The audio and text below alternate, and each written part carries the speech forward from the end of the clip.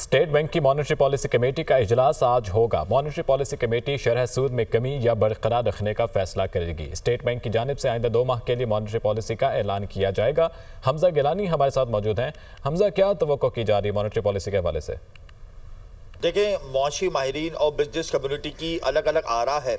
मुआशी माहिरीन ये कहते हैं कि जिस तरीके से सरकारी अदाद-ओ-शुमार महंगाई बढ़ने की रफ्तार के सामने आए हैं, 9 साल की कम तरीन सतह यानी 113 माह की कम तरीन सतह पे महंगाई बढ़ने की रफ्तार आ गई है, 2% से भी गिर गई है।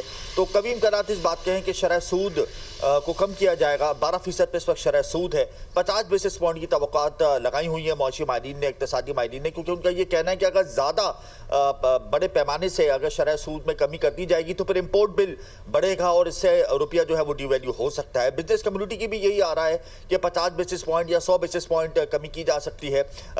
वैसे तवक्कुआत तो फेडरेशन चैम्बर ऑफ कॉमर्स ने, कराची चैम्बर ऑफ कॉमर्स ने और दीगर मुल्क भर की बिजनेस कम्युनिटी ने 500 बेसिस पॉइंट की कमी का मुतालबा किया है। यानी उनका ये कहना है कि शरह सूद को सिंगल डिजिट में लाया जाए।